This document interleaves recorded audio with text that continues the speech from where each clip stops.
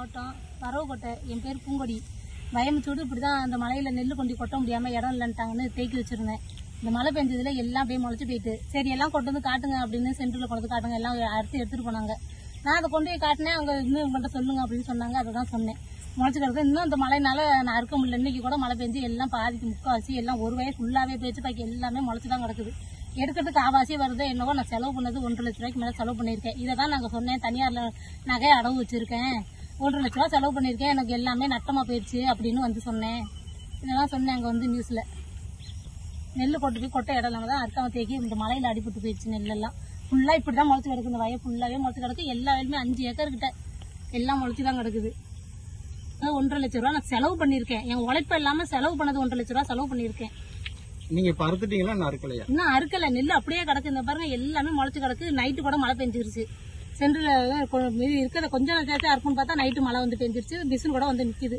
இனிமேல் இருக்கிறதாச்சும் இருக்கணும். எல்லா வயலுமே முளைச்சி தான் கிடக்கு. இப்படி தான் கிடக்கு. என்ன வருதோ இல்லை சென்டரில் முதல்ல எடுக்கிறாங்களான்னு தெரியல. எல்லாம் நாத்தோடையே இருக்கு. நான் அறுத்து கொட்டி சென்டரில் என்ன பண்ண போறாங்கன்னு தெரியல. நெல் முளைச்சு நாத்தோட இருக்கு என்னன்னு தெரியல. அறுத்து கொண்டு கொட்டுவோம், என்ன பண்றான்னு பார்ப்போம். அந்த காலோட அறுக்காம கிடக்கு சார். சென்டரில் இடம் இல்லாம நான் அறுக்காம தேக்கிவிட்டேன். தேக்கணுன்னே மலையில பெஞ்சு எல்லாம் முளைச்சு போச்சு சார். ஏதாச்சும் பார்த்து பண்ணுங்க. எல்லாம் அப்படி என்று வீணா போச்சு. 1,50,000 ரூபாய் செலவு பண்ணியிருக்கேன். நகையை கொண்டு அடவு வச்சிருக்கேன். நான் தனியாக இருப்பவங்களை தான் அடவு வச்சிருக்கேன். அதை நான் இது பண்ணணும், தூக்கி நட்டுருக்கேன். ஏதாச்சும் பார்த்து பண்ணுங்கன்னு இதை தான் சொன்னேன். நெல் நான் அறுக்காம கிடக்கு, வயலில் முளைச்சு கிடக்குது.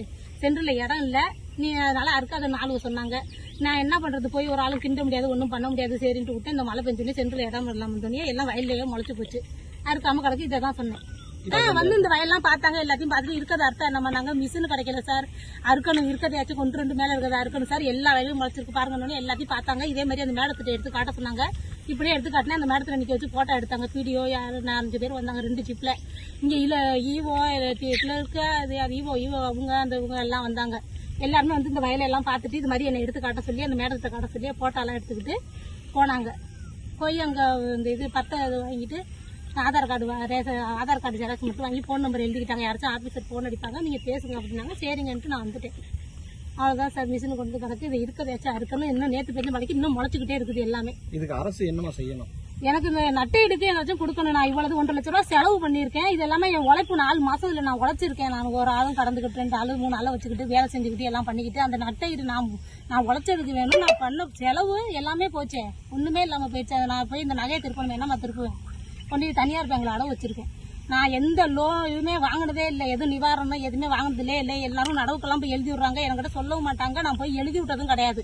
இப்படி முளைச்சு போச்சே எல்லாம் கொண்டுட்டு போறாங்களே, நம்ம கொண்டு காட்டும் பண்ணி தான் போனேன் தவிர ஒரு இதாவே கொண்டு போல. நான் இன்ன வரை எந்த நட்டையீடு வாங்கல. நான் எங்கேயும் கொண்டு எதுவும் நடவுக்கெல்லாம் எதுவும் இன்சூரன்ஸ் கூட கட்டல. போன வருஷம் கட்டினேன், நட்டையீடு கொடுக்கல. நஷ்டம் நெல்லும் வரல, பெரிய ஏதாவது சொல்லிக்கிட்டு இருந்தாங்க நஷ்டஈடு வரும்னு, வரல. இந்த வருஷம் எல்லாமே கட்டினாங்க, நான் கட்டல.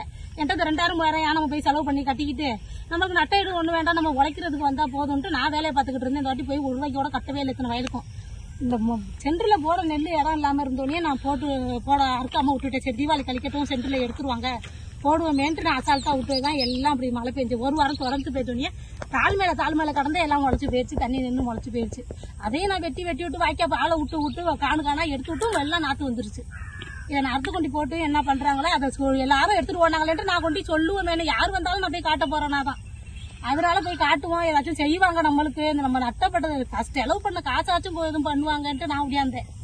உழைப்பும் போய் செலவு பண்ண காசும் போயிருச்சு.